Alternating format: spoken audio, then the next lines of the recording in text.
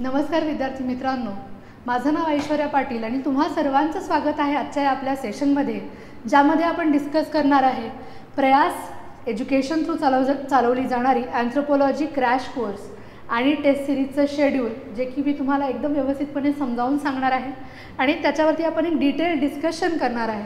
ज्यांची MPSCची prelims clear होती आहे आणि ज्यांना मेन्सचा एक चांगला अभ्यास करायचा आहे त्यांच्यासाठी स्पेसिफिकली हे शेड्यूल अरेंज केलेलं आहे, जेणेकरून परीक्षेला जाऊपर्यंत तुमचा एक चांगला अभ्यास पूर्ण होईल. याच्यामध्ये टीचिंगसुद्धा इन्क्लूड केलेली आहे. काहींच्यासाठी ज्यांना टीचिंगची गरज नाही त्यांच्यासाठी टेस्ट सिरीज आहे आणि ज्यांना टीचिंगची गरज आहे त्यांच्यासाठी एक क्रॅश कोर्स लॉन्च केला आहे.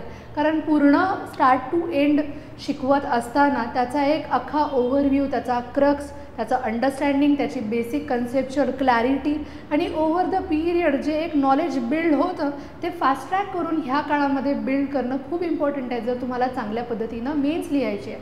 तर अँथ्रोपोलॉजी ऑप्शनल ज्यांचा आहे त्यांच्यासाठी स्पेसिफिकली प्रयास एज्युकेशननी हा कोर्स अशा पद्धतीनं आणायचा ठरवलं आणि त्याच्यानंतर हा मी डिझाईन केलेला आहे. आता याच्यामध्ये स्पेसिफिकली बघाल तर अँथ्रोपोलॉजीची मजाच ही आहे की अख्खा सिलेबस फक्त एका स्लाईडमध्ये मावला. एवढा सगळा सिलेबस आहे. या सिलेबसमध्ये पण तुम्ही बघाल तर I have segregated pointers based on the importance as in की ज्या ज्या रिलेटेड ते टॉपिक्स आहेत अशा टॉपिक्सना एकत्र आणून त्यांना कंबाईन केलं गेलं आहे आणि असे सेग्रिगेशन्स क्रिएट केलेले आहेत जेणेकरून अभ्यास करणं सोपं जातं. जसं की सोशिओ कल्चरल आधी केला जाईल, त्यानंतर फिजिकल अँथ्रोपोलॉजी, त्याच्यानंतर आर्किओलॉजिकल आणि त्याच्यानंतर मग पुढे जाल तर इंडियन अँथ्रोपोलॉजी आणि मधल्या काळामध्ये इकोलॉजिकल, अप्लाइड अँथ्रोपोलॉजी, हे सगळे कन्सेप्ट त्याच्यामध्ये कव्हर झाले पाहिजेत. हा त्याच्या मागचा काय आहे, बेस आहे. हे ज्यावेळेला तुम्ही बघताय तर तुम्हाला अँथ्रोपोलॉजिकल थेरीज दुसऱ्या कशाबरोबर क्लब करून चालणारच नाही. त्यांना तुम्हाला वेगळंच शिकावं लागेल किंवा त्याच्यावरची टेस्ट तुम्हाला वेगळीच लिहावी लागेल जर तुम्हाला एकदम चांगल्या पद्धतीनं पक्का करायचं आहे.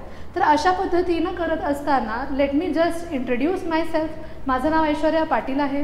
माझी UGC नेट अँथ्रोपोलॉजीमध्ये निघाली आहे. सेट नेट क्वालिफाय आहे मी सोशलॉजीमध्ये सुद्धा. मी एक अँथ्रोपोलॉजिस्ट म्हणून कामही करते. मी इंडियन काउन्सिल ऑफ सोशल सायन्सेसच्या एका रिसर्च प्रोजेक्टवरती 2 वर्ष ॲज अ रिसर्च असिस्टंट म्हणून काम केलं आहे. जसं की वर्ल्ड अँथ्रोपोलॉजी काँग्रेस जी भुवनेश्वरमध्ये झाली तिथे माझा बेस्ट पेपर अवॉर्ड माझ्या पेपरला अँथ्रोपोलॉजी फील्डमध्ये मिळाला. हैदराबाद युनिव्हर्सिटी जी अँथ्रोपोलॉजीसाठी फेमस आहे तिथे मी ॲज अ गेस्ट स्पीकर म्हणून गेले होते. अँथ्रोपोलॉजीमधलं माझं करिअर हे कंटिन्युअस मी त्या लूपमध्ये आहे. तो I know exactly what is happening, कोणते करंट्स इम्पॉर्टंट आहेत, काय वाचलं पाहिजे, काय नाही वाचलं पाहिजे.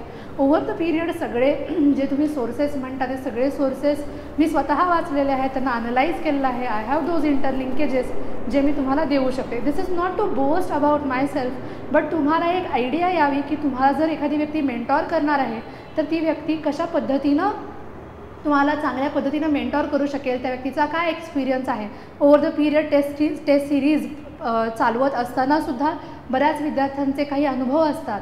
त्याच्यातून ॲज अ टीचर आम्हीसुद्धा लर्न करत असतो आणि त्याच्यामध्ये कशा पद्धतीने एखाद्याला जरी तुम्ही 0वरती असाल तरी तुम्हाला 10पर्यंत कसं न्यायचं, यू आर ॲट 6 तुम्हाला 10पर्यंत कसं न्यायचं, त्या स्केलवरती अपस्केल करत असताना कोणत्या कोणत्या गोष्टी तुम्हाला दिल्या पाहिजेत हे पण ओव्हर द पिरियड आम्ही शिकत असतो आणि तेच मी तुम्हाला देऊ शकते हे सांगण्यासाठीचा हा एक प्रयत्न. मूव्हिंग फॉरवर्ड, टॉपर्स कशा पद्धतीनं विचार करतात. आता कोणताही टॉपर अचानक ओव्हरनाईट टॉपर होत नाही. He puts a lot of effort आणि ज्यावेळेला तो टॉपर होतो, ज्यावेळेला तो रेट्रोस्पेक्ट करेल त्यावेळेला त्याच्या काहीतरी स्ट्रॅटेजीज असतात विच ॲक्च्युली वर्कड आउट. मग त्याच टॉपर्सचा एक ओव्हरऑल ॲनालिसिस जर बघाल त्यांच्यासाठी काय वर्कआउट झालं, बरेचसे व्लॉग्स येत असतात, बऱ्याचशा गोष्टींमध्ये ते सांगत असतात, त्या सगळ्याचा जर एक ॲनालिसिस कराल तर यू विल अंडरस्टँड की जेव्हा केव्हा तुम्ही एक बघताय कन्सेप्च्युअल अँकरिंग असावी लागते. Conceptual base clarity that is different, but ह्या कन्सेप्च्युअल बेसवरून इंटरलिंकेजेस क्रिएट करणं that is something which we look for. आणि ते अँकरिंग, ते कन्सेप्च्युअल अँकरिंग त्यांचं झालं असतं, इंटरलिंकेजेस फॉर्म झालेले असतात. त्याबरोबर Indian anthropology is the key. Indian अँथ्रोपोलॉजीमधल्या बऱ्याचशा ट्राईब्स आहेत, इम्पॉर्टंट काय म्हणतात गव्हर्मेंट पॉलिसीज आहेत, त्याचबरोबर काही ठिकाणी ट्रायबल स्ट्रगल चालू आहे. मग नवनवीन गोष्टी त्याच्यामध्ये येत असतात. एखाद्या ठिकाणी एखादा प्रोजेक्ट स्टार्ट होणार असेल तर तिथे कशा पद्धतीनं त्याच्यामध्ये एक स्ट्रगल क्रिएट होतो during the implementation of that policy, किंवा एखादी पॉलिसी जरी इम्प्लिमेंट करायची तर अँथ्रोपोलॉजिस्ट प्ले की रोल इन टू दॅट. मग कशा पद्धतीनं ते प्ले करतात हे सगळं डिटेलमध्ये आपल्याला माहिती पाहिजे. त्याच्यानंतर तुम्ही बघाल PYQ is the Bible for MPSC specifically. जरी आता ही फर्स्ट टाईम तुम्ही डिस्क्रिप्टिव्ह लिहिणार असाल तरी UPSCमध्ये बऱ्याचदा तुम्ही बघितलं असेल तर डिरेक्टली की पॉईंटर्सवरून आलेले क्वेश्चन्स आहेत. रिपिटेशन आहे, त्याच्यामध्ये एका पद्धतीचं स्ट्रक्चर आहे, त्याच्यामध्ये कंटिन्युटी आहे. ती सगळी कंटिन्युटी तुम्हाला ह्याच्यामध्ये बघायला मिळते आणि त्याच्या रेफरन्सनी ज्यावेळेला आपण अभ्यास करत असू त्याला MPSCमध्ये सुद्धा स्पेसिफिकली तुम्ही जर अभ्यास करायचा प्रयत्न केला तर you will be able to hit the demand. ते तुम्हाला पॉसिबल होणार आहे. आता तुम्ही जर बघाल जो तुम्ही MPSCचा सिलेबस बघता तो ट्रान्सलेटसुद्धा अँथ्रोपॉलॉजी डिपार्टमेंटला ज्याला मी बिलॉंग करते तिथेच झाला आहे. तो I have the background and I can actually guide you about that. त्यानंतर डायग्राम्स आणि डायग्राम्स. आता डायग्राम्स म्हणजे प्रत्येक पानावरती डायग्राम काढणं अपेक्षित आहे का? नाही. बट जिथे गरजेचं आहे तिथे डायग्राम ही आलीच पाहिजे. मग ती डायग्राम लिनियर चार्ट असेल, स्कल डायग्राम असेल किंवा स्पेसिफिकली बघाल एक व्हिज्युअल एन्हान्समेंट जी असेल ती काय करते, मार्क्स वाढवून देते. एखादा एक्झामिनर तुम्ही कितीही हुशार असाल तुमच्या पेपरवरती जज करणार आहे. तुमचा पेपर जितका नीटनेटका व्हिज्युअली अपीलिंग असेल तेवढे त्याच्या हातून मार्क्स सुटणार आहेत. मी तुम्हाला ज्याला तुम्ही ॲक्च्युली आन्सर रायटिंग स्टार्ट करता त्यावेळेला मी तुम्हाला दाखवेनच की 2 कंपॅरिझन करून आन्सर शीट की कशा पद्धतीनं एका आन्सर शीटवरती एखाद्या एक्झामिनरकडून कसे मार्क दिले जातील, दुसऱ्यावरती कशा पद्धतीनं दिले जातील.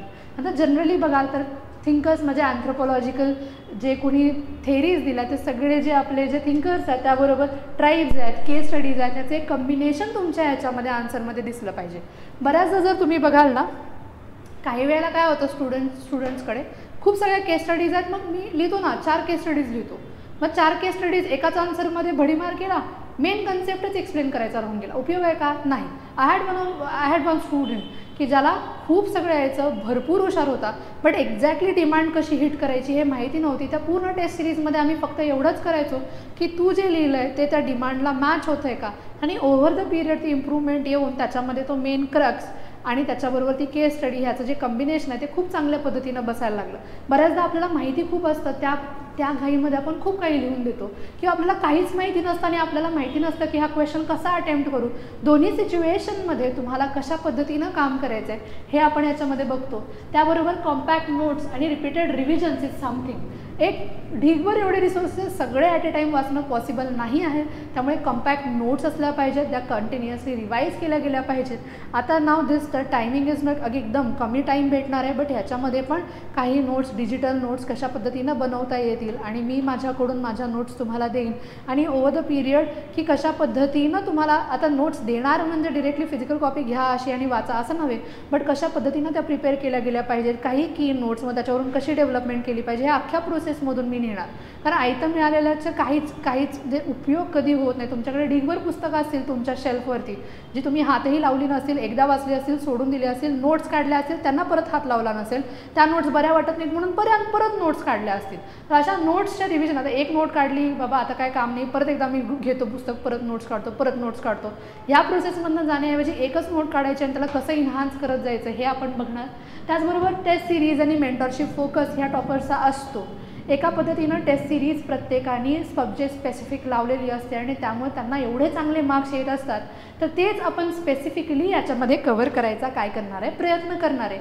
आता त्याचबरोबर इंटरलिंकेजेस ऑफ द सिलेबस. मी आधीही इंट्रोडक्टरी सेशन जेव्हा अँथ्रोपॉलॉजीचे झाले त्यामध्ये एक्सप्लेन केलं की कशा पद्धतीनं GS आणि त्याचबरोबर ऑप्शनल हे कशा पद्धतीने इंटरलिंक्ड आहेत. अँथ्रोपॉलॉजी हा फक्त वेगळा ऑप्शनल आहे, त्याचे काही ओव्हरलॅप्स नाहीत असं नाही. GS 1, 2, 3, 4 सगळीकडे त्याचे ओव्हरलॅप्स आहेत. तर please go through that session if you want. But ते इंटरलिंकेजेस आणि त्यामुळे तुमचं इथे आन्सर रेटिंग सुधारलं की ओव्हरऑल GSमध्ये सुद्धा आन्सर रेटिंग सुधारते. माझ्या बऱ्याचशा टेस्ट सिरीजच्या स्टुडंट्सनी नंतर येऊन मला सांगितले की मॅम आपण केलेल्या आन्सर रेटिंग आणि त्याच्यामध्ये केलेल्या एन्हान्समेंटमुळं माझ्या GSच्या आन्सर रायटिंगमध्ये सुद्धा सुधारणा झालेली आहे. आणि त्याचबरोबर करंट अफेअर्सचे infusion, we are very lucky in that sense की आपल्यामध्ये जे करंट्स येतात ते इतके जास्त नसतात कम्पेअर टू अदर ऑप्शन्स. ह्याच्यामध्ये करंट आहे, करंटचा रिलेव्हन्स आहे आणि तो कुठे आहे, किती आहे तो मी तुम्हाला व्यवस्थितपणे ओव्हर द पिरियड समजावून सांगेन. सेल्फ इव्हॅल्युएशन याच्यामध्ये सर्वात महत्त्वाचं आहे सेल्फ इव्हॅल्युएशन आणि पिअर रिव्ह्यू, जो आपण करत नाही. माझं एक एक्सपेक्टेशन असं सेल्फ इव्हॅल्युएशन इज मस्ट. मी एक इव्हॅल्युएशन तुम्हाला आन्सरचा तुमच्या एका आन्सर बुकलेट चेक करून दिली, फीडबॅक दिला, 1 to 1 आपली मेंटॉरशिप झाली की त्यानंतर जरा सेल्फ इव्हॅल्युएट करणं गरजेचं आहे की बाबा एखादी गोष्ट मला येते तर काय येते किंवा नाही येते तर नाही येत का नाही येत आहे. मग त्याच्यामध्ये you have to identify why this is happening, why I am getting low marks. ह्या एका पर्टिक्युलर आन्सरमध्ये मला लिहिता येत नाही आहे. Once you identify those whys then you will identify how, की आता ठीक आहे मला माहिती आहे these are the core problems, मग मी त्याला सॉल्व कसा करू. मग का एक सायंटिफिक वेनी जर तुम्ही प्रिपेअर केलं तर that is going to fetch you really good marks आणि मग त्याच्यानंतर तुम्हाला चांगली इम्प्रूव्हमेंट तुमच्या आन्सर रायटिंगमध्ये दिसायला लागेल. आता एक ओव्हरऑल आपल्या टेस्ट सिरीजचं एक ओव्हरव्ह्यू सांगायचा झाला तर there are around 35 crash course sessions. अख्खा सिलेबस 35 क्रॅश कोर्सच्या सेशन्समधून तुम्हाला त्याची कन्सेप्च्युअल क्लॅरिटी देण्याचं काम केलं जाईल आणि कशा पद्धतीनं तो टॉपिक हाताळायचा आहे, त्याच्यामध्ये क्वेश्चन्स कसे येतात, असं एक डिटेल्ड सेशन त्याच्यामध्ये इन्क्लुडेड असेल.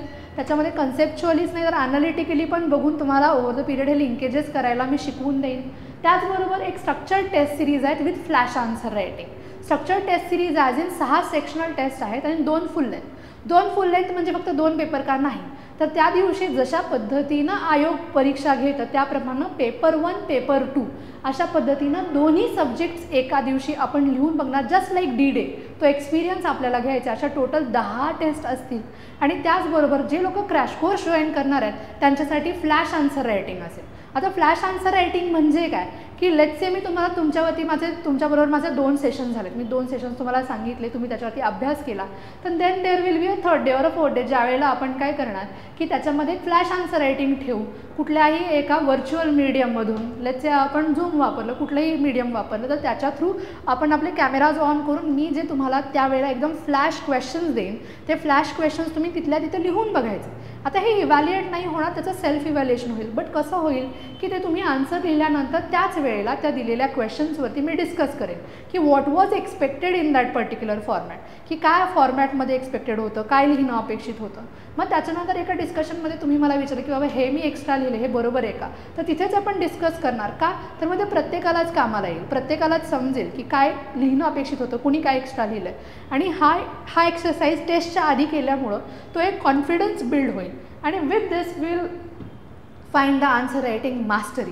आणि त्याच्यासाठी कशा पद्धतीनं high value diagrams, flow charts किंवा कुठे कुठे काय गरज आहे हे डिटेलमध्ये मी तुम्हाला एक्सप्लेन करेन. एक इंटिग्रेटेड अप्रोच असणार आहे, थेरॉटिकल फाउंडेशन विथ इंडियन आणि महाराष्ट्र स्पेसिफिक.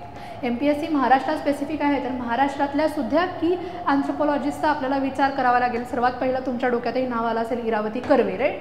मग असे जे काही की फिगर्स आहेत ज्यांच्यावरती क्वेश्चन 100% येऊ शकतात त्यांच्याबद्दलही डिटेलमध्ये आपण ह्या through out the process discuss करणार आहे. तेवढंच नाही तर अगदी प्रायमेट्सपासून ते ह्युमनपर्यंत इव्होल्युशन कशी झाली, अगदी लेमूर, लॉरिस, त्याच्यानंतर टार्सियर, मग न्यू वर्ल्ड, मग ओल्ड वर्ल्ड मंकी आणि असं करत करत चिंपांजी, बोनोबो आणि ह्युमनपर्यंत पोहोचू. आणि ह्युमनमध्ये पण इव्होल्युशन होत असताना प्रायमेट टू ह्युमन होत असताना सायलँथ्रोपस टकाडेन्सिस हा जो एक मॅन आहे की प्रायमेट आहे हा क्वेश्चन आपल्याला पडतो. तर तिथून सुरुवात करून ते होमो सेपियनपर्यंत डिटेलमध्ये तुम्हाला त्याची एक काय म्हणतात एक चांगली मेमरी क्रिएट करणं हे माझं काम असेल. PYQ फोकस्ड अनालिसिस असेल, भले न पहिल्यांदा डिस्क्रिप्टिव्ह असेल तरी PYQचा भरपूर वापर आपण याच्यामध्ये करणार आहे. गायडेड मेंटॉरशिप असेल, मी 1-to-1 मेंटॉरशिप देईन. त्याचबरोबर एक काय म्हणतात एक फीडबॅक दिला जाईल, तो फीडबॅक पुढच्या तुमच्या आन्सर रायटिंगमध्ये इनकॉर्पोरेट केला गेला जाईल तुमच्याकडून. ही म्हणजे मी त्यासाठी तुमच्या मागे लागेन आणि नाही तुम्ही केलं तर मी तुम्हाला सांगेन. त्याच्यानंतर मग आपण ते एकदम टप्प्याटप्प्यामध्ये नीट कव्हर करून घेणार आहे. यू नीड टू अंडरस्टँड दिस की ह्या गोष्टी झाल्या पाहिजेत आणि त्या व्यवस्थितपणे आपल्या आन्सर रायटिंगमध्ये मी फीडबॅक दिला तुम्ही वापरला नाही कायच उपयोग. तो फीडबॅक त्याच्यामध्ये इनकॉर्पोरेट करून तुमचा आन्सर अजून चांगलं झालं पाहिजे हा आपण त्याच्यामध्ये काय करणार आहे प्रयत्न करणार आहे. मूविंग नेक्स्ट 1-to-1 मेंटॉरशिप असेल. प्रत्येक वेळा तुम्हाला काही इश्यू असू दे, अँथ्रोपॉलॉजी रिलेटेड जो काही प्रश्न आहे तो मी तुम्हाला सॉल्व करून देईल. विथ दॅट एक टाईम बाउंड कम्प्लिशन असेल. बिफोर सगळ्या सेक्शनल टेस्टपर्यंत तुमचा पूर्ण सिलेबस कव्हर होऊन जाईल आणि त्याच्यामध्ये सेशन्स कव्हरेज होईल. त्याच्यानंतर ज्याला फुल लेंथसाठी तुम्ही फुल लेंथसाठी प्रिपेअर कराल. मीनवाईल आधीमध्ये आपण पुन्हा डिस्कस करू की काय काय आपण एक्स्ट्रा करू शकतो, काय रिवाईज करणं गरजेचं आहे. तर एक थ्रू आउट मेंटॉरशिप तुम्हाला ह्याच्यामध्ये माझ्याकडून मिळणार आहे. आता ह्याच्यामध्ये ज्या वेळेला आपण पुढे जातो आहे तर 7 डिसेंबरला फर्स्ट टेस्ट असेल तर त्याच्या आधी सेशन्स कव्हर होतील. बट त्याच्यामध्ये एक स्पेसिफिकली बघा सेक्शनल पेपर 150 मार्क्सचाच ठेवला आहे.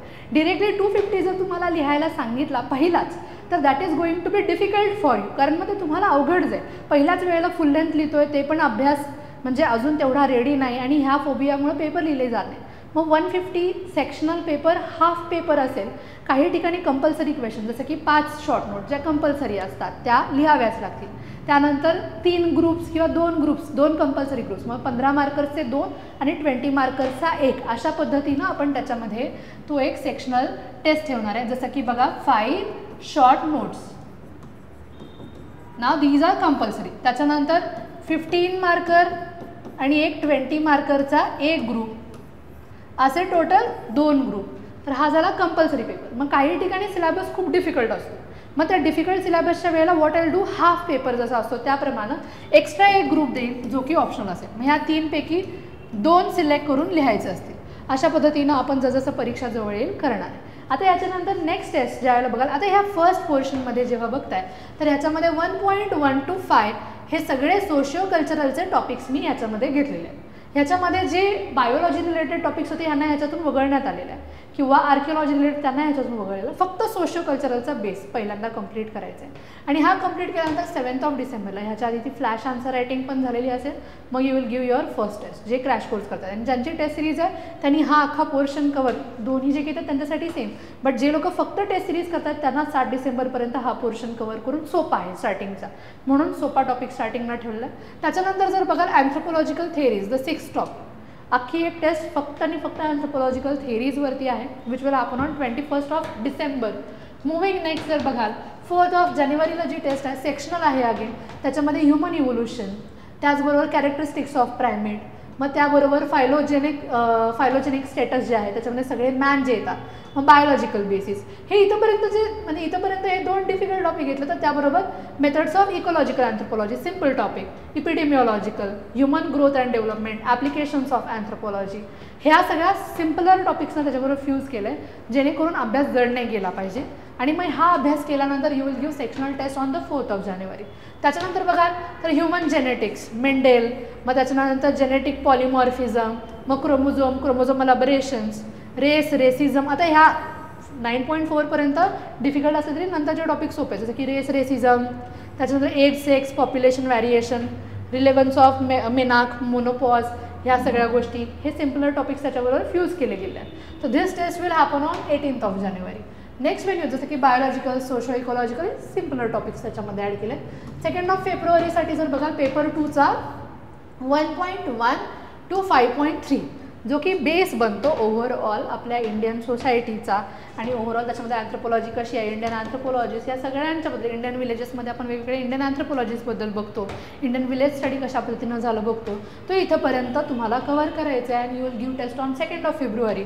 ऑन 15 फेब्रुवारी all the remaining topic which include tribal situation, त्यांचे problems, developmental projects, impact on the tribal population, problems of exploitation, त्याच्यानंतर deprivation of schedule caste and schedule tribes, त्यानंतर social changes, contemporary tribal societies, concept of ethnicity, हे सगळे important pointers त्याच्यामध्ये cover केले जातील. त्याचबरोबर tribes, nation, state, ethnicity असेल, त्याचबरोबर कम्युनलिझम, इथनिक पॉलिटिकल मुवमेंट्स असतील, ह्या सगळ्या कन्सेप्ट्स ह्या आपल्याला येणाऱ्या टेस्टमध्ये. पेपर 2 हा खूप छोटा आणि सोपा आहे, त्यामुळे त्याच्यावरती 2 टेस्ट सेक्शनल असतील. आणि then we will go on मधल्या वेळेमध्ये रिव्हिजन करून 5 मार्चला फुल लेंथ एक द्याल, त्याच्यानंतर 15 मार्चला फुल लेंथ दुसरी द्याल. आणि ह्यामध्ये जसं बघताय तर पेपर 1, पेपर 2 टोटल 500 मार्क्स तुम्ही एक व्यवस्थित लिहून त्याच्यामध्ये एक बेसिक कव्हरेज तुमचा क्रिएट होईल. हे असं करण्यामागचं कारणच आहे की तुम्हाला एकदम स्पेसिफिकली लिहिता आलं पाहिजे. आता ह्याच्यामध्ये जसं आपण पुढे जातोय सेशनचं distribution for the crash course, ज्यांना वाटते की माझी कन्सेप्च्युअल क्लॅरिटी तेवढी नाही आहे किंवा मला रिव्हिजनची गरज आहे, तर 2.1 to 2.5 घेतल्यानंतर एक फ्लॅश आन्सर रायटिंग आहे. अगेन सिम्पलर टॉपिक्स बेसिक आहे म्हणून ते. त्याच्यानंतर 3, 4, 5 झाल्यानंतर पुन्हा एक फ्लॅश आन्सर रायटिंग, त्याच्यानंतर सेक्शनल देणार. 2 फ्लॅश आन्सर रायटिंगनंतर सेक्शनल देणार कॉन्फिडन्स बिल्डिंगसाठी. एखाद्या वेळेस लिहिता नाही आलं काय प्रॉब्लेम नाही, मी नंतर एक्सप्लेन करणार आहे ना, मग फ्लॅश आन्सर रायटिंगचा तसा उपयोग होणार आहे. त्यानंतर अँथ्रोपोलॉजिकल थिअरीज, साधारण स्ट्रक्चरलिझमपर्यंतच्या थिअरी झाल्यानंतर अगेन एक फ्लॅश आन्सर रायटिंग. त्यानंतर culture, personality, neo evolutionism, symbolism, interpretive theories, cognitive theories झाल्यानंतर हे सगळ्या थिअरीज संपल्यानंतर अगेन एक फ्लॅश आन्सर रायटिंग दे. त्यानंतर सेक्शनलची तुमची टेस्ट. त्याच्यानंतर जे पहिला 1.1 पासून जे सोडलेले पॉइंटर्स होते then we will do it in the 8th session, जे मी समजावून सांगेन. 8th आणि 9th सेशन नंतर again there is a flash answer writing. मग पुन्हा आपण बायोलॉजीचे बेसिक्स इथे करतोय. Human evolution, characteristics of primates, त्याच्यानंतर flash answer writing. Then you go to the session 13 and 14 ज्याच्यामध्ये आपण फायलोजेनिक स्टेटस बघतोय आणि ओव्हरऑल कॅरेक्टरिस्टिक, जॉग्राफिकल डिस्ट्रीब्युशन, त्याच्यामध्ये सगळे जे मॅन बघतोय. त्याच्यानंतर again flash answer writing, then sectional test. पुढे बघाल अगेन ह्युमन जेनेटिक्स आहे, बेसिक झाल्यानंतर पुन्हा फ्लॅश आन्सर रायटिंग, त्याच्यानंतर chromosomal aberration, race, age, sex हे सगळं झाल्यानंतर पुन्हा एक फ्लॅश आन्सर रायटिंग. बायोलॉजिकला जास्त फ्लॅश आन्सर रायटिंग्स ॲड केल्या आहेत कारण तिथे वेळ भरपूर लागणार आहे.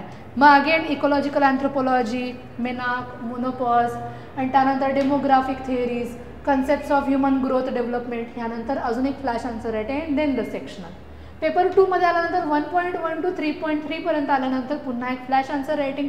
ह्याच्यामध्ये एक बेसिक्स कवर होतात, ट्रॅडिशनल इंडियन सोसायटीबद्दल, ओव्हर द पिरियड कशा पद्धतीनं sacred complex, nature man spirit complex आहे ह्याच्याबद्दल. मग पुढे जाऊन एक फ्लॅश आन्सर रायटिंग होते. मग पुन्हा बुद्धिझम, जैनिझम आणि त्यांचा इम्पॅक्ट कशा पद्धतीनं ओव्हरऑल झाला हे बघितल्यानंतर इंडियन सोसायटीवरती, emergence, growth, development of anthropology, Indian villages, जसं मी विलेज स्टडी कशा पद्धतीनं झाला, मग लिंग्विस्टिक, रिलिजियस, मायनॉरिटीज ह्याचा अभ्यास झाल्यानंतर again flash answer writing. And then you will write sectional test 5. मग त्याच्यानंतर एक तुम्ही सेक्शनल टेस्ट त्याच्यानंतर जी 2 फेब्रुवारीला आहे ती लिहिणार. Next tribal situation, problems of exploitation, social change. आता ह्याच्यामध्ये एक फ्लॅश आन्सर रायटिंग झाले, बट 3 सेशन नंतर इथे एक फ्लॅश आन्सर रायटिंग होईल आणि मुव्हिंग फॉरवर्ड पुढील 3 सेशन्स नंतर एक फ्लॅश आन्सर रायटिंग होईल. Then you will give sectional test 6 on the 15th of February. आणि त्याच्यानंतर मग पेपर 1, पेपर 2, पेपर 1, पेपर 2 जे D-Day सारखे पेपर आहेत दोज यू विल कवर. जसं आपण आता पुढे जातोय ना की ओव्हरऑल ह्या सगळ्याचा अभ्यास करायला एक साधारण किती टाईम लागतो हे मी तुम्हाला एक्सप्लेन करते. पेपर 1मध्ये सोशिओ कल्चरल अँथ्रोपॉलॉजी जो आहे जो नीट एकदम व्यवस्थित वेळेत वाचायचा प्रयत्न केला विथ थिअरीज तर 65 to 70 hours लागतात. पेपर 1मध्येच बायोलॉजिकल अँथ्रोपॉलॉजी आहे त्याला अभ्यास करायला 45 to 50 hours if you have a background नसेल तर थोडा जास्त वेळ लागतो. आणि पेपर 1मधला अप्लाइड इकॉलॉजिकल, इपिडेमिकल त्याला एक कमी एक 15 ते 20 तास लागतात. साधारण एक इंडियन अँथ्रोपॉलॉजी करायचं झाला एकदम व्यवस्थित तर यू नीड 55 to 60 hours. आता एक महत्त्वाची गोष्ट, हे मी सलग स्ट्रेचमध्ये बसलो 60 तासात कंप्लीट केलं असं नव्हे. You do portion every day. काहीतरी तास तुम्ही दिवसा अभ्यास करताय ह्या हिशोबाने साधारण एक 200 ते म्हणजे काय 200 ते 220 तास तुम्हाला अभ्यास करायला लागणार आहे. लेट्स से आपण याच्यामध्ये धरूया 300 250 hours 300 hours जरी लागले तर डेली जेवढं तुम्ही त्याला सेग्रिगेट करता 4 तासाच्या प्रमाणात साधारण 2 महिन्याचा हा अभ्यास आहे. त्याचबरोबर 5 तासाचा जर झाला तर 1.5 महिन्यात होईल. 6 तास जर रोज केला तर साधारण 1-1.5 महिन्यामध्ये हा सिलेबस चांगल्या पद्धतीनं कव्हर केला जातो. माझं म्हणणं आहे की 4 ते 5 तास डेली व्यवस्थित अभ्यास केला आणि नंतर रिव्हिजन केली तर you will not need more time in the revision. हे स्पेसिफिकली कव्हर करणं गरजेचं आहे. आता ह्या सगळ्याबरोबर तुम्हाला बरेचसे रिसोर्सेस वाचायचे आहेत. If you are doing it on your own तर हे एवढे सगळे रिसोर्सेस आहेत जे तुम्हाला वाचावे लागतील.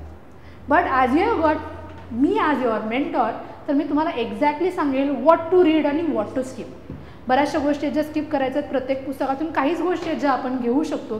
स्पेसिफिक सोर्सेसमधून कसं वाचायचं हे तुम्हाला ओव्हर द पिरियड सांगून आय विल टीच यू की कशा पद्धतीनं ते तुम्हाला बिल्ड करायचं आहे, कशा पद्धतीनं तुम्हाला त्याच्या अराउंड आन्सर्स पण बिल्ड करायचे आहेत. मुव्हिंग नेक्स्ट हे काही आन्सर्स आहेत जे माझ्या स्टुडंट्सनी लिहिलेले आहेत. इफ यू सी दिस ह्याच्यामध्ये specifically you see the answers रे. आता ह्या आन्सर्समध्ये जे यायला बघतात this is about the purity आणि त्याचबरोबर caste system, concept of purity आणि कास्ट सिस्टीमबद्दल आहे. उत्तर चांगलं लिहिलं आहे बट ह्याच्यामध्ये होमो हायरार्किकल्स हे जे पुस्तक आहे जे लुईस डुमॉन्टने लिहिलं हे पब्लिकेशनच मेन्शन नाही झालं विच इज व्हेरी इम्पॉर्टंट, ज्याने प्युरिटी आणि पोल्युशन आपल्याला सांगितलं. त्याचबरोबर ज्या ज्या गोष्टी कशा पद्धतीनं प्युरिटी आणि पोल्युशन ज्याला एक इनहेरेंट इनबॉर्न ट्रेट आहे कशा पद्धतीनं काही गोष्टी आहेत ज्या त्याच्यामध्ये मेन्शन झाल्या पाहिजेत ह्या सगळ्या गोष्टी मी तुम्हाला त्याच्यामध्ये अशा फीडबॅक पर्सनल पण देत असते, रिटर्नमध्ये पण देत असते जेणेकरून तुम्ही त्या अभ्यासाशी म्हणजे काय तुमचा अभ्यास व्यवस्थित होत राहील. कारण मग काही दिवसांनी तुम्ही पुन्हा तो पेपर बघणार त्याला मी बोललेले शब्द लक्षात राहणार नाही, तुम्हाला हे जे दिलेले रिमार्क्स आहेत ते लक्षात राहतील. आता ह्याच्यामध्ये पॅटर्न्स ऑफ कल्चर, रुथ बेनेडिक्टचं पॅटर्न्स ऑफ कल्चर पुस्तकाबद्दल बोललं गेलेलं आहे. You are suppose to read it is from the book patterns of culture which was written in 1934. मग त्याच्यामध्ये तिने सांगितलेल्या पर्सनॅलिटीज, कशा पद्धतीनं पर्सनॅलिटीचा अभ्यास, मग त्याच्यामध्ये पॅटर्न कसे आहेत, कशा पद्धतीनं कल्चरल ट्रेट्स एकत्र येऊन कल्चरल कॉम्प्लेक्स होतो, त्या कल्चरल कॉम्प्लेक्समुळंच एक काय पॅटर्न, कल्चरल पॅटर्न होतो आणि तो कल्चरल पॅटर्न पुढे जाऊन कल्चरल कॉन्फिगरेशनमध्ये काय होतो, इव्हॉल्व होतो. म्हणजे कल्चरल कॉन्फिगरेशन्स कसे तयार होतात, पर्सनॅलिटीज कशा डिफाईन होतात, हे सगळं तुम्हाला लिहिता आलं पाहिजे. आता इथे एक मजा झाली, ह्या स्टुडंटनी क्रिझॅन्थमम अँड रोज लिहिलं आहे. It is chrysanthemum and sword. मग क्रिझॅन्थमम अँड स्वॉर्ड हे पुस्तक का होतं, त्याच्यामागचं लॉजिक काय होतं. जर त्याचं लॉजिक माहिती असेल तर अशा सिली मिस्टेक होत नाही. मग तेच लॉजिक मी जर तुम्हाला सांगितलं तर तुम्हाला ते कायम लक्षात राहणार आहे. अशा छोट्या छोट्या चुका यू कॅन ॲक्च्युली मोठी चूक आहे बट यू कॅन अवॉइड. त्याच्यामागचं लॉजिक तुम्हाला माहिती पाहिजे जर तुम्ही एखादी गोष्ट काय करताय, लिहिताय, अभ्यासताय. आणि हे ज्याला लॉजिक क्लिअर आहे, कन्सेप्च्युअल क्लॅरिटी आहे, तेव्हाच तुम्ही चांगली उत्तरं लिहू शकणार. मूव्हिंग नेक्स्ट, लॅमार्किझम असेल, डार्विनिझम असेल, मॉडर्न सिंथेटिक थेअरी आहे, ह्या वाचायला किंवा लक्षात ठेवायला बऱ्याचदा अवघड जातात. बट साधारण फक्त 2 पेजेसमध्ये तो अख्खाच्या अख्खा म्हणजे कन्सेप्ट आहे तो रिवाईज करून त्याला कॅप्चर केलं गेलं आहे. Next time when I am studying for some exam, मला हे लिहायचं आहे, त्यावेळेला I will just go through this note. हे नोट वाचली, डन डील. मग या नोट कशा बनवायच्या हे मी तुम्हाला गाईड करेल. माझ्या नोट तुम्ही रेफरन्स म्हणूनही वापरू शकता. आता जर की प्रायमेट बघतो, एखादा प्रायमेट किंवा एखादा कोणताही इव्होल्युशनच्या गोष्टी आपल्याला शिकायच्या, त्याच्यामध्ये अशा पद्धतीनं एक माइंड मॅप कसे क्रिएट केले जाऊ शकतात हेही मी तुम्हाला सांगेन. आणि त्याचबरोबर डिफ्युजनिझमच्या 3ही स्कूल्सना फक्त 2 पेजेसमध्ये लिहिलेलं आहे. साधं कल्चर क्रायसिस पासून ते कशा पद्धतीनं स्मिथ आणि पेरीनं मोमेंटम मेगॅलिथचा अभ्यास करून कशा पद्धतीनं सांगितलं की प्रोटोटाईप्स जे काय ते इजिप्तमधून आले, तिथंपासून ते ह्याच्यामध्ये जे कल्चर क्रायसिसमध्ये कशा पद्धतीनं कल्चरल सर्कल्स आहेत हे सांगितलं गेलं. आणि पुढच्या ज्याला आपण बघतोय की कशा पद्धतीनं डिफ्युजन, बॉरोविंग आहेत, कशा पद्धतीनं त्याच्यामध्ये एक डिफ्युजन होत आहे, हा कन्सेप्ट सांगितला गेला इन अमेरिकन स्कूल. हे सगळे स्कूल्स आणि त्याच्यामधल्या बेसिक कन्सेप्ट्स, ह्यांचे कसे माइंड मॅप्स क्रिएट करायचे, पिक्टोरियल मेमरी कशी क्रिएट करायची, जस्ट थेरीज डिफिकल्ट जातात म्हणून याच्यामध्ये दाखवलं आहे. एवढ्यावरती तुम्ही कितीही वर्षांनी जरी हे पेज उघडलं तरी तुम्हाला ती कन्सेप्ट आठवली पाहिजे. अशा नोट्स बनवणं खूप महत्त्वाचं आहे, ज्याच्यासाठी मी तुम्हाला गाईड करेन. Now you see this is Jane बुडाल. just recently she passed away, so you can expect a question on her as well. मग हा क्वेश्चन कशा पद्धतीने डील केला गेला पाहिजे, करंटमधल्या सिच्युएशनना कसं आपण इनकॉर्पोरेट करू शकतो, केस स्टडीज कशा आपण ॲड करू शकतो, हे डिटेलमध्ये मी तुम्हाला ह्या पूर्ण थ्रूआउट प्रोसेस समजावून सांगेन. बीट कल्चरल, त्याच्यानंतर लिंग्विस्टिक असू दे, आर्किओलॉजिकल, फिजिकल, अँथ्रोपोलॉजीचा कुठलाही पार्ट असू दे, त्याला कसं डील करायचं आहे, how I am going to present it, हे सगळं डिटेलमध्ये तुम्हाला ह्याच्यामध्ये एक्सप्लेन केलं जाईल आणि समजावून सांगितलं जाईल. At the end it's all about skills. What skills you have. तुम्हाला टाईम मॅनेजमेंट स्किल असलं पाहिजे. मला भरपूर येते, खरं लिहायला वेळ पुरत नाही, काय उपयोग. आन्सर रायटिंग स्किल पाहिजे, काय लिहायचं नेमकं, हिट करायची कशी डिमांड, त्या स्पेसिफिसिटी कशी आणायची त्याच्यामध्ये. बऱ्याचदा तुम्हाला वेग आहे बाबा, आन्सर तुझं वेग आहे असे रिमार्क्स येतात, त्याला कसं डील करायचं हे आपण त्याच्यामध्ये बघणार. परफॉर्मन्स इव्हॅल्युएशन केलं जाईल, मागच्या टेस्टपासून ह्या टेस्टमध्ये कशा पद्धतीनं मी इम्प्रूव्हमेंट केली ते आपण त्याच्यामध्ये बघणार. फीडबॅक कंटिन्युअसली दिला जाईल, तो फीडबॅक कसा इनकॉर्पोरेट करायचं ह्याचं गायडन्स दिलं जाईल आणि अशा पद्धतीनं टप्प्याटप्प्यात तुमचा कॉन्फिडन्स बिल्ड होईल once you incorporate all this skills. मग एक सिलेबस कम्प्लिशन तर होतच होतोय, बट एक्झामला एक एक्सपिरियन्स पण तुम्हाला याच्यामध्ये मिळतोय. पूर्ण हँड होल्डिंग राहील फ्रॉम स्टार्ट टू एंड. आणि त्याच्यामध्ये तुम्हाला अशा पद्धतीनं एक इव्होल्युशन शीटवरती कंपल्सरी रेग्युलरली की कशा पद्धतीनं तुम्हाला अंडरस्टँडिंग क्वेश्चनचं आहे का, त्याबरोबर स्ट्रक्चर आणि फ्लो आहे का, मग इंट्रोडक्शन, कन्क्ल्युजन नीट लिहित आहे का, ओव्हरऑल तुमचा आन्सर कसा आहे, सब्जेक्ट नॉलेज कसं आहे, मग प्रेझेंटेशन, अंडरलाईन, पॅरेग्राफ आणि ओव्हरऑल प्रेझेंटेशन कसं आहे, ह्या सगळ्या पॅरामीटर्सवरती मी तुम्हाला गाईड करेन आणि तुम्हाला समजावून सांगेन की कसं तुम्हाला याच्यामध्ये अप्रोच ठेवायचं आहे. आणि जसं आपण स्पेसिफिकली सांगायची एक महत्त्वाची गोष्ट म्हणजे कितीही काही करा, कन्सिस्टन्सी इज इम्पॉर्टंट. एक टेस्ट लिहिली, 4 टेस्ट नाही लिहिल्या, काय उपयोगाचं नाही. रेग्युलरली व्यवस्थित अभ्यास करणं, सगळ्या गोष्टी फॉलो करणं खूप महत्त्वाचं आहे. कारण कन्सिस्टन्सी जेव्हा बघता ते कन्सिस्टंट इफर्ट ज्यावेळेला टाकतात, with the consistent effort no matter how small extraordinary achievements are achieved. त्यामुळं can lead to extraordinary achievement. एक एक्स्ट्रा ऑर्डिनरी अचीवमेंट करायची असेल तर कन्सिस्टंट इफर्ट टाका. ऑर्डिनरी मंडेन गोष्टी किती पण वाटू देत, किती पण साध्या आहेत, सोप्या आहेत, तरी त्या करणं महत्त्वाचं आहे. एखादा ऑलिम्पिकमधला एखादा ॲथलीट असेल ज्याला खूप मोठं यश मिळालं आहे, कितीतरी दिवस असेल ज्या दिवशी त्याला उठू हे नाही वाटलं आहे, त्या दिवशी त्याला प्रॅक्टिसला जाऊ नको वाटले, बट त्या दिवशी तो प्रॅक्टिसला निघून गेला. कितीतरी लोक असतील ज्यांनी टॉप केले एक्झाम, त्यांना कितीतरी दिवस असतील ज्या वेळेला अभ्यास करू नकोसा वाटला असेल, त्यांच्या लाईफमध्ये प्रॉब्लेम चालले असतील, त्यांच्या आयुष्यामध्ये काही गोष्टी घडत असतील, बट त्या दिवशीही त्या लोकांनी अभ्यास केला आहे म्हणून ते आज जिथे आहे तिथे आहेत. तर आपणही त्यांच्या समान व्हायला हवं. त्यामुळं कुठलीही भीती न ठेवता आपण एक अप्रोच बिल्ड करूया आणि चांगल्या पद्धतीनं अभ्यास करूया. ह्या पूर्ण जर्नीमध्ये मी तुमच्यासोबत असेल. तुम्हाला काहीही शंका असेल तर यू कॅन कॉन्टॅक्ट मी. हा माझा टेलिग्राम आय डी आहे आणि जर काही तुम्हाला शंका असतील, पर्सनली माझ्याशी बोलायचं असेल तर ऑफिसमधून तुम्ही माझा नंबर घेऊ शकता आणि ही पूर्ण जर्नी आपण एकत्र कंप्लीट करू शकतो. So please reach out, do not hesitate. आपण चांगल्या पद्धतीनं अभ्यास करूया आणि ही मोहीम फते करूया. चालेल, तुम्हाला काही शंका असतील तर कॉन्टॅक्ट करा. All the best guys. खूप चांगल्या पद्धतीनं प्रिपेअर करा.